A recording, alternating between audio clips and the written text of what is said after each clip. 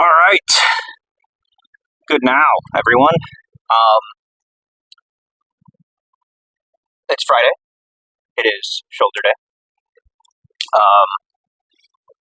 And we're going to have a good pump. We're going to get a good lift in. I've been doing a lot of dumbbells on shoulders, but I think I might go Smith today just to mix it up a little bit.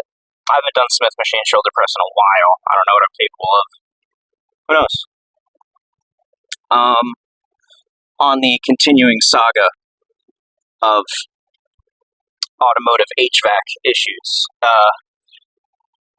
I just swapped out the fuse block on the Beetle, hoping that would solve the problem, and unfortunately it did not. So, my thought is perhaps that the fan control module I installed is not the correct one. I was doing a bit more research on it, and it looks like there's two different versions, well, like three different versions. There's a 10-pin and a 14-pin version, and I don't know which one I have, so I'll have to get underneath there and look at my connector and see. I'm not 100% sure that it makes a difference, but better safe than sorry, right?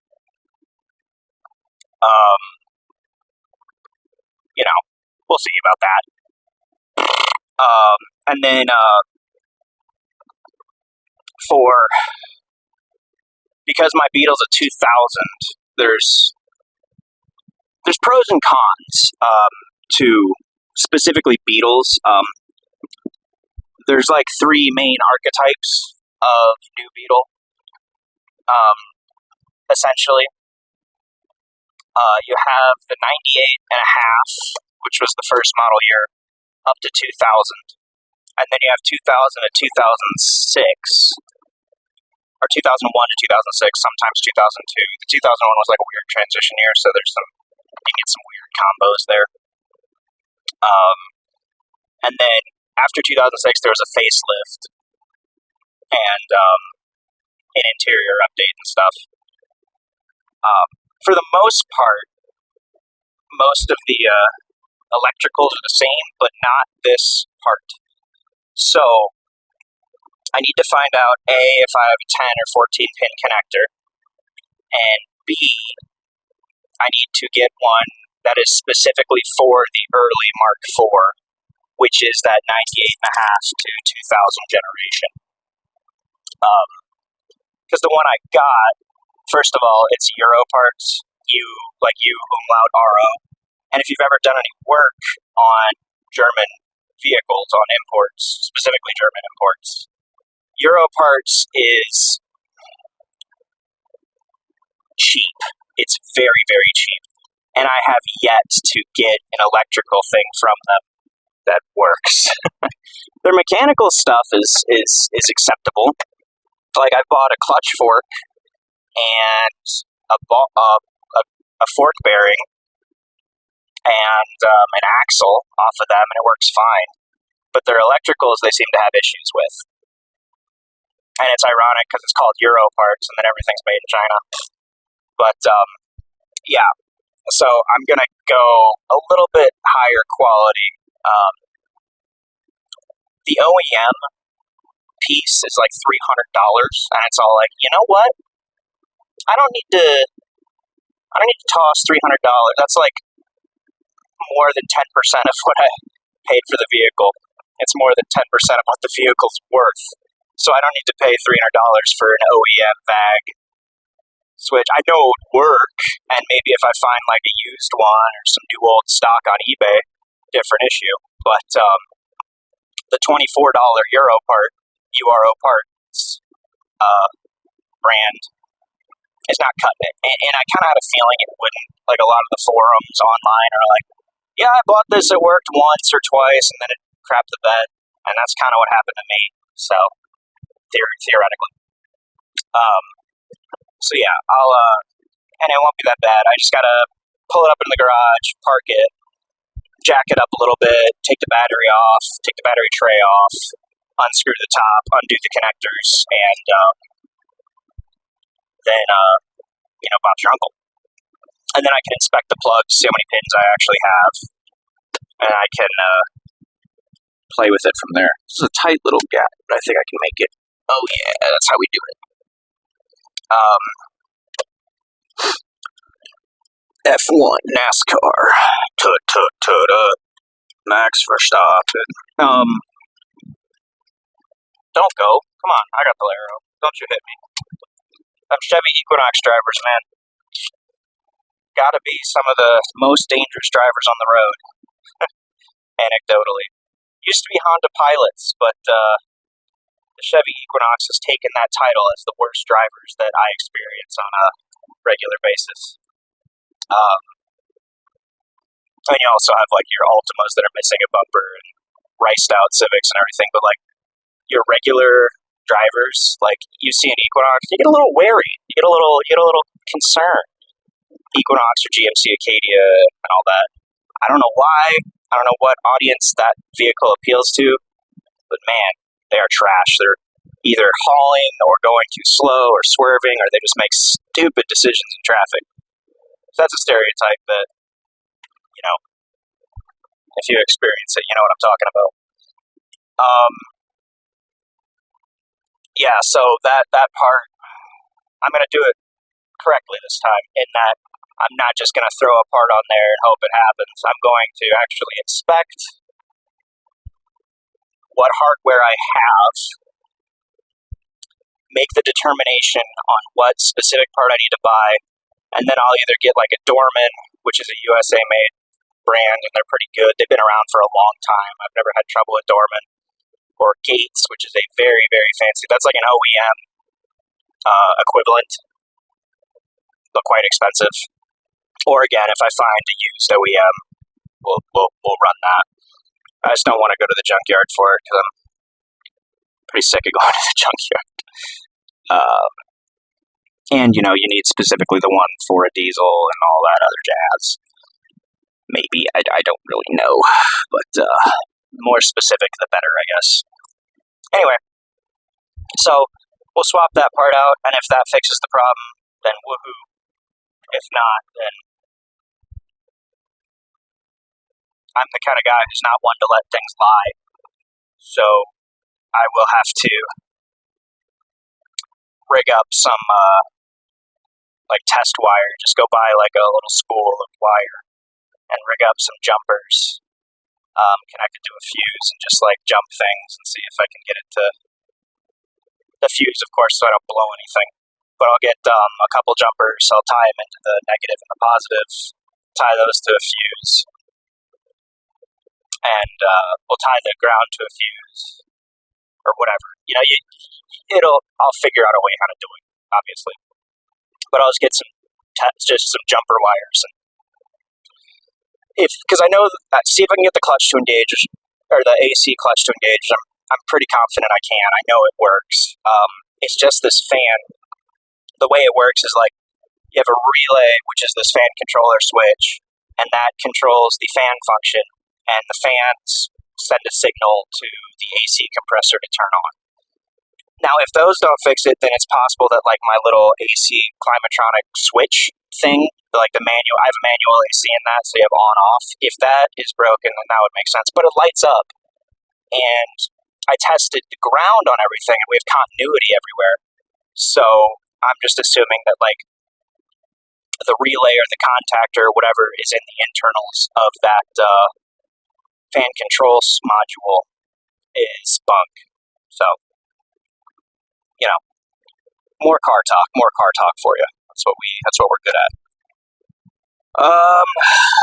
Yeah, and it took me quite a bit actually to tear myself away from working on that vehicle to get myself to the gym, because I don't know what you call it, like a mental disorder or whatever, but once I get my head onto something and I start it, I have a very, very tough time tearing myself away, especially if I have an idea or a plan or a step on what I want to do next. And so it took a great amount of willpower for me to remove myself from the work that I was doing to go to the gym. Uh, Especially because it's only like a little 20-minute job. But, you know, in life, you have to have priorities and you can't always be chasing the next little cookie, the next little bite. You have to know that there are greater things that require your effort and attention. So I took myself away from it, and now we are going to the gym. And because if life was up to me, I wouldn't ever do anything that I don't want to do, right? I don't think anybody would. Um, it's not that I don't want to go to the gym, it's just that I have other responsibilities in life. Namely, like, I have, a romantic relationship, and I have to spend time with my fiance in order to, just to, because, you can't just leave people in the dark, and I care about her, and she cares about me, etc. And so, as autistic and, detached as I'm making this sound, you have to invest time in that. I have this show coming up. I am a bodybuilder, so I have to invest time in that. And my hobby mechanic thing is a hobby. It's not, it doesn't command as much authority or importance as other items in my life. So, we put that on hold. This weekend, my brother is finally throwing his housewarming party, and I'm excited for him, but I'm making a firm statement, which is, until after my show, I am done doing things. I'm done doing weekend trips, I'm done doing concerts, I'm done doing overnight things. I have too much crap floating around in my life right now to make any other sort of commitments. I'm going, because this deep in prep, my diet has to be locked in, my exercise has to be locked in, my sleep has to be locked in. I have to juggle work, the gym, personal life. So I cannot commit myself to doing anything. It's just too much stress for me. It's too much headache. And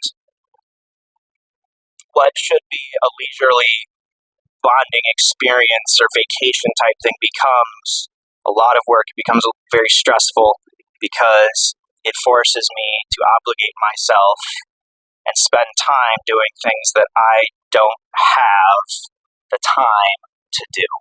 So this is the last darn thing I'm doing for the next 40-some days because I'm done. I can't do it anymore. So yeah. But beyond that, I'm sure it'll be fun. They're going to eat a bunch of pizza that I can't have, and I'll just be sitting over there with my tuna and my protein shakes like, yep, have a good time, guys. This looks like so much fun. But hey, what are you going to do? That's life. And whatever. And then I'm going to have to go to like a gym up there, like Planet Fitness or like in LA or Anytime Fitness or something, and just find one that I can get a lift in.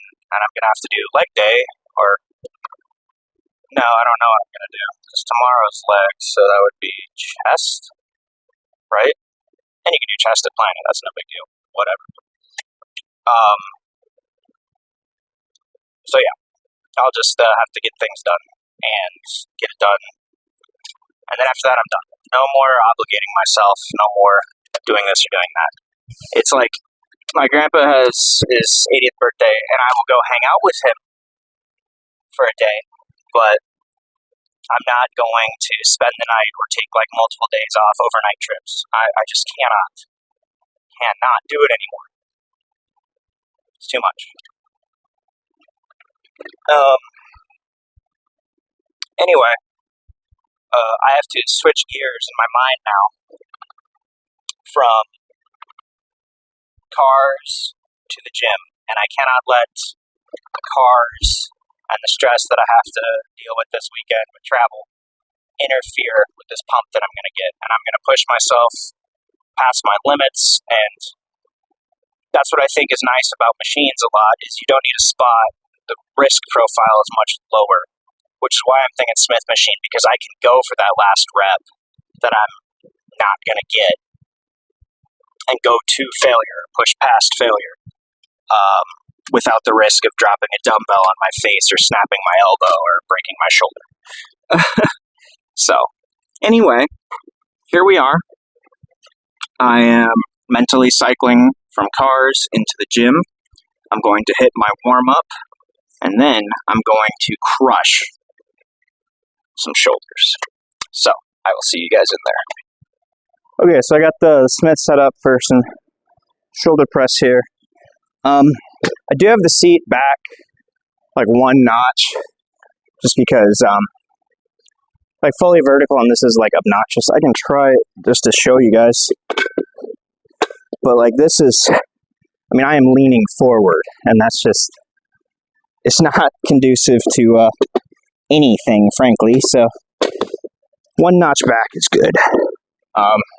And then I have the mic down here because, oh, as the bar bump into my hat, so hopefully that doesn't affect audio too much. But we got 2 sets of 12. It's 180 on the bar. I'm not sure how this is going to feel. If it's light, I'll push past 12. But hopefully this is going to be just right. So the Goldilocks weight. And I'm going to go till I can't. So that's why I run the Smith today, because I'm really trying to push it. Anyway. 2, 3.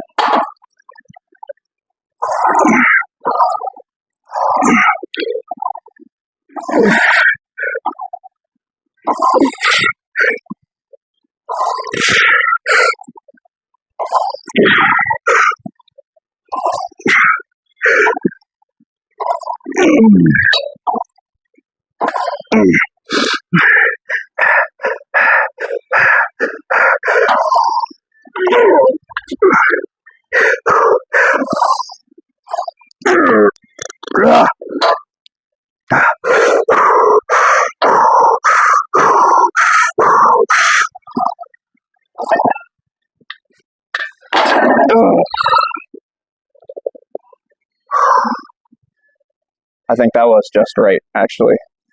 Doesn't get more perfect than that, frankly. Yeah, so that was pretty good. Definitely felt it in my shoulders, so.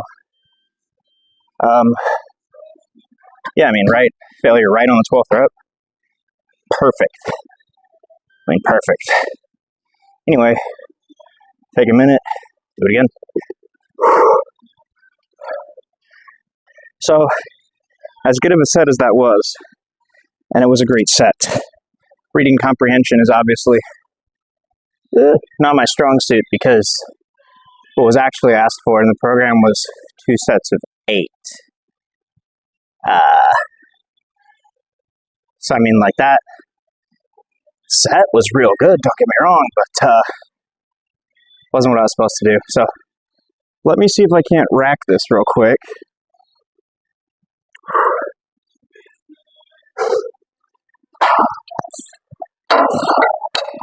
Okay, lovely. I was a bit twingy. Starting at a half rep there is always weird. Like, your body doesn't know what's going on. I've always thought that, like, pin press, for that reason, bench, shoulders, any sort of pin press where you start halfway up the movement, or like floor press, or like when you have your elbows flat. I've just never been a fan of it because my muscles don't know what they're being asked to do. And I've seen a lot of people injure themselves on floor press. I tell you what, a lot of torn pecs. Not me personally, but like the internet, there's a guy I follow, you probably heard of him, Jack PGM. He makes funny bodybuilder lifting meme videos, and he tore his pec on floor press. He's a strongman, so. But regardless, never been a fan of it. It just puts weird torque on your body in weird ways that you're not used to asking it to do. So I don't like starting halfway through things. So I was setting up for stuff like, setting up in general, but like setting up for stuff like dips and, you know, dumbbell presses get a little funky for me. But anyway, back to the task at hand. I've got 200 on the bar now. I'm going for that 6 to 8 rep range. And so this should feel decent. This should be fun. Obviously, I've already fatigued myself a little bit, so I think 6 to 8 is a decent order, especially with 20 pounds more on the bar. but pitter patter. Whew. It is easier when it's over. I am exuding so much heat right now. Like the aura or radiance just coming off my body is making the air hot, and it's unpleasant. But anyway, easier when it's over.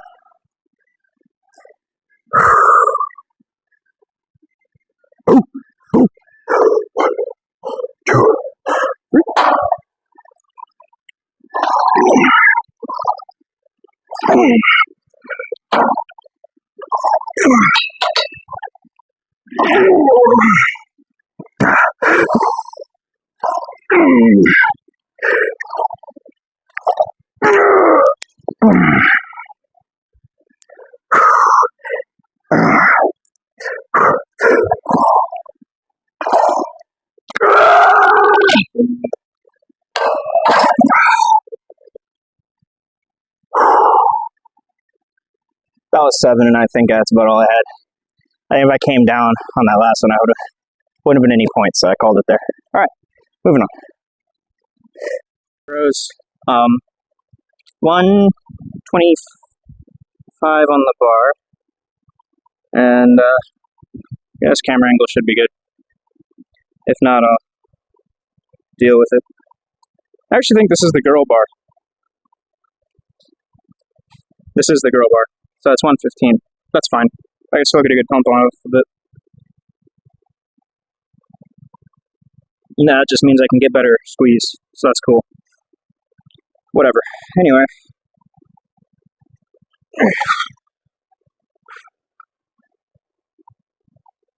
Okay.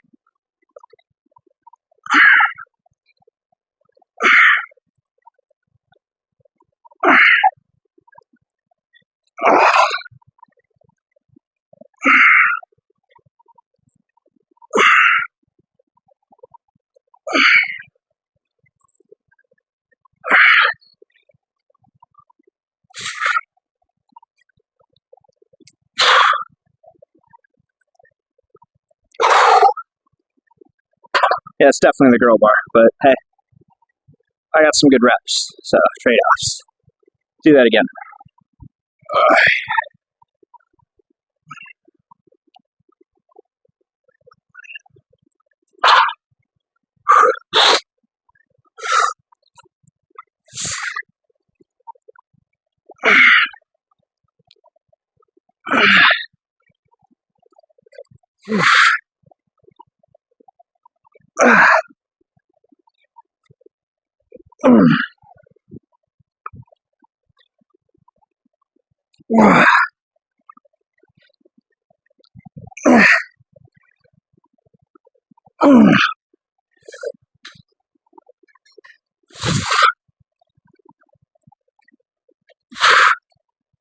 Don't rest it on my chest too much, just trying to get in front.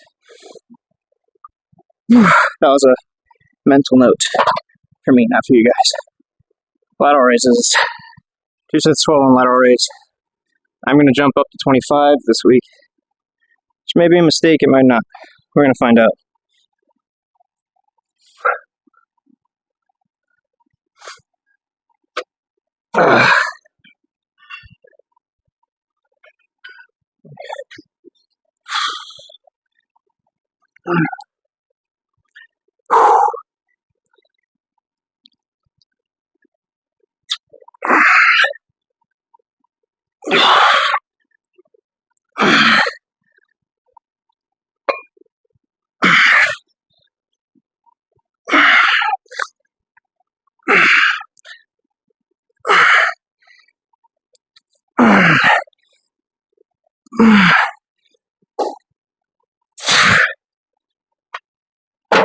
Well, maybe it was, maybe it wasn't, I can't tell.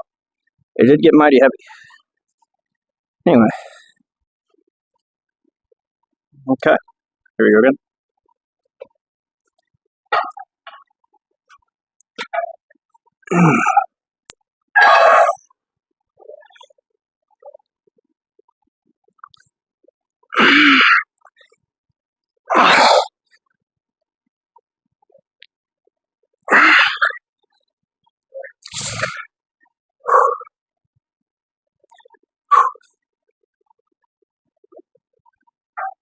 Sorry, spaced out for a second.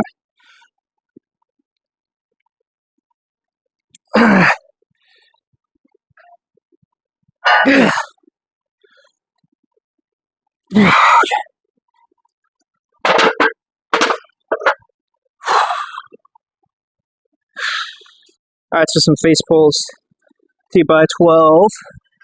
Got 110 on the stack, give or take. Again, these stacks mean you're bargaining. You don't know what the hell these weights are.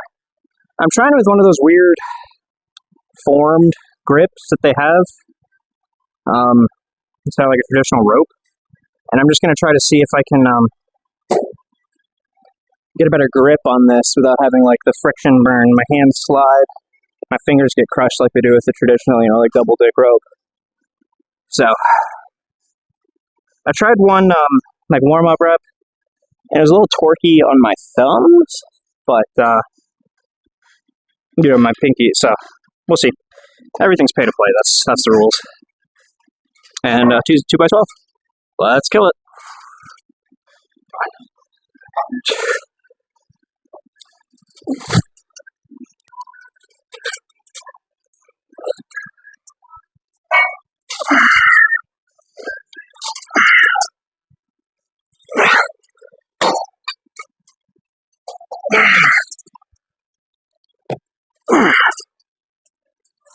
Okay, so it is still quite slippy.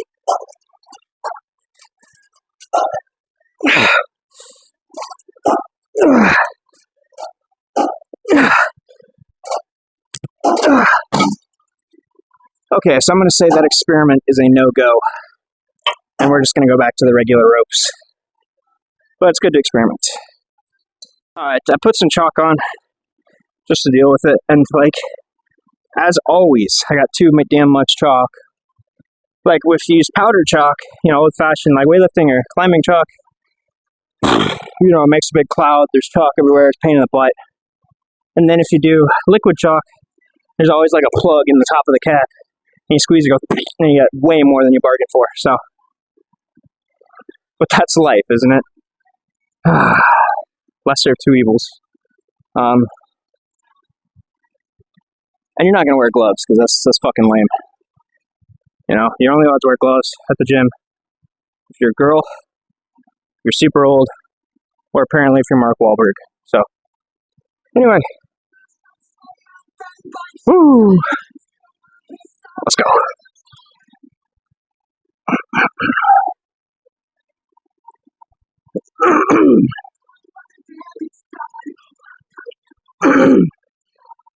One, two, three.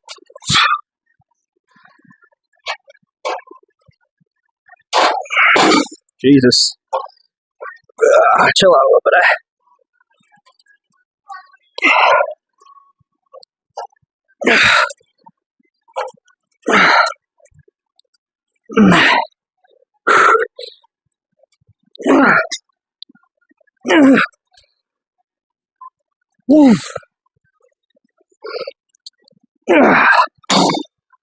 I think I leaned back too far or something, but I rung the bell on the top of the machine like a carnival attraction. Don't want to do that.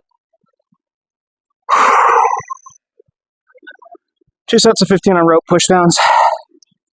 100 pounds on the stack. And, good separation at the bottom.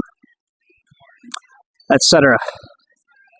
Okay, try to not have form breakdown here till the very end.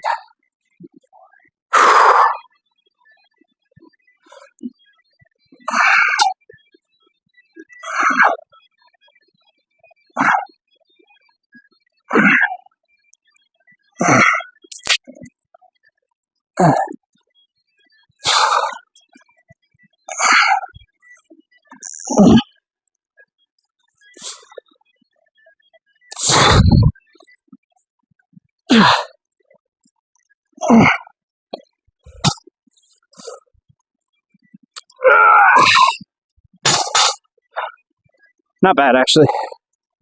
Woo. I don't know if full 15 is in the works. Maybe if I cheat. But, let's do it.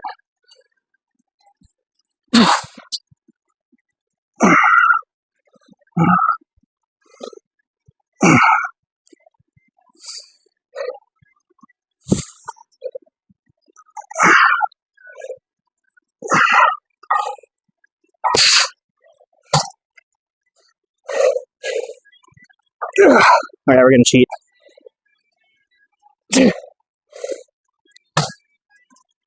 Ah!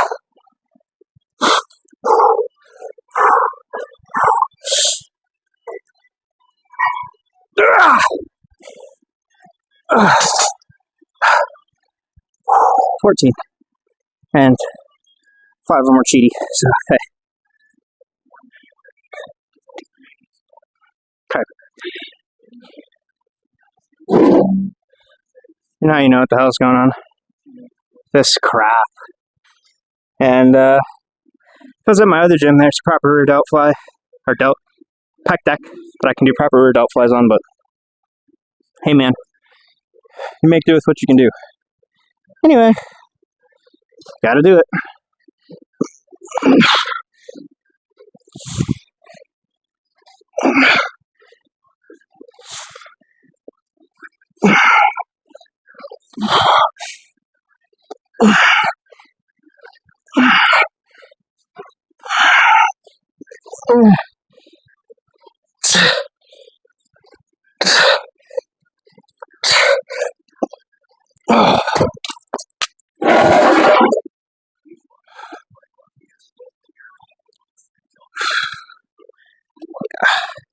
I might not film the second set of these just because you already know what the hell's going on. They're not that exciting. So, I don't think I will. But, you get to see this one. So enjoy, or whatever.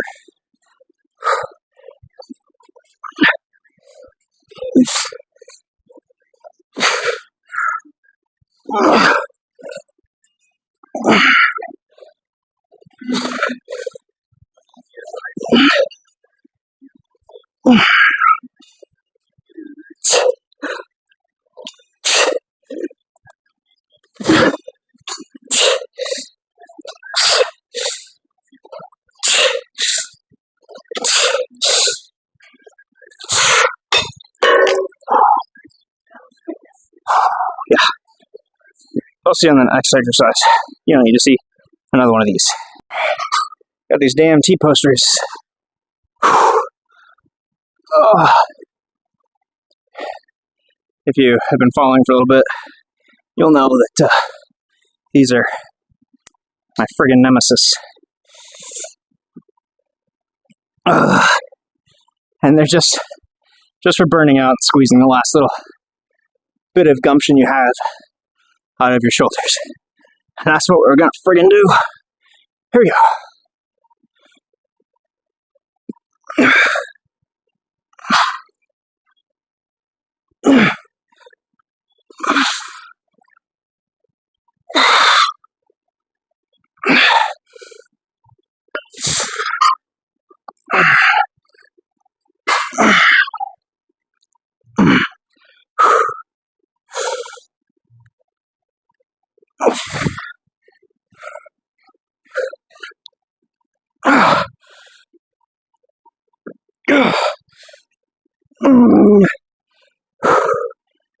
That front raised part is the killer.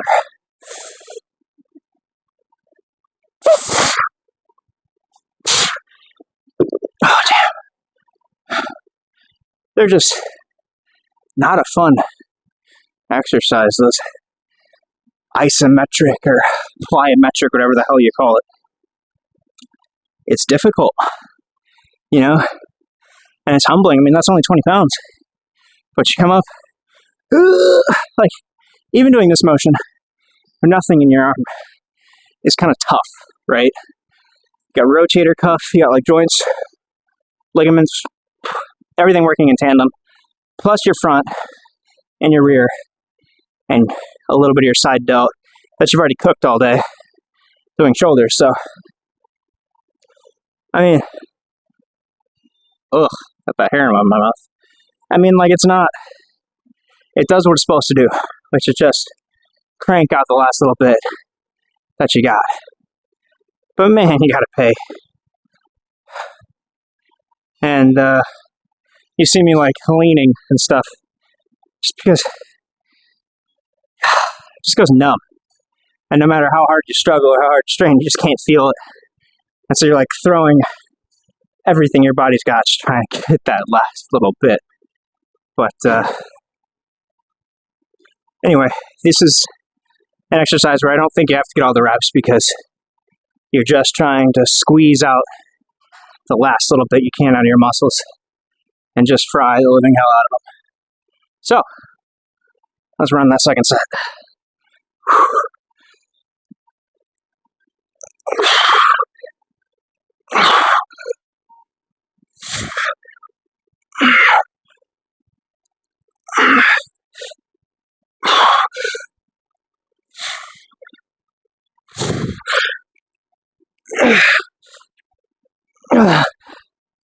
Okay. I got more. Hang on a second. I think it was only like 6. So got more.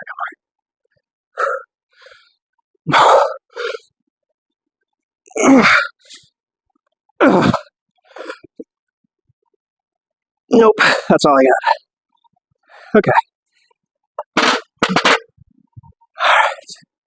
Hit you up a little pose down here in a second. Okay. So, decent pump today. My chest is getting kind of square. That's interesting. But, yeah, I hope you can appreciate the general leanness that I'm cultivating here. Down to like 191 as of this morning. But, quick little pump check. Got some cool vascularity in the shoulders.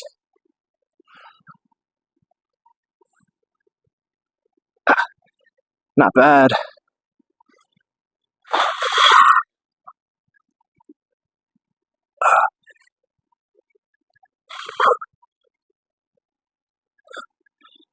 Whew.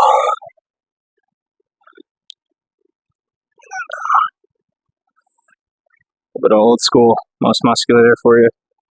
My thing about shoulders is that there's not too many dedicated shoulder poses, especially in like your mandatories. It's kind of all, you know, your classic poses and your most musculars, but like you have limited engagement with like your side chests. You know, you can get some delts in there, but there's nothing that really like supremely focuses on like your delts, which is ironic because there's actually more muscle mass in your delts and your shoulders in general than there are in your chest. Like your chest, I think, is like 3% of your body's muscle mass, and your shoulders make up like 5 or something like that. So, kind of an interesting observation there.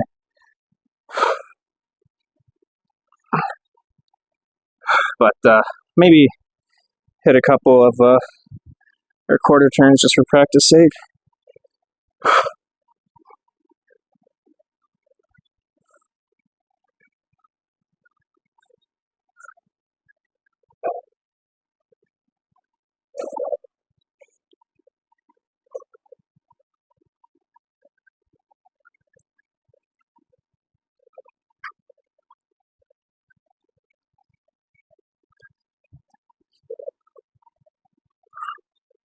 Yeah, but overall, pretty solid pump today, I'd say. Get a last little flex in, and then I'll call it here.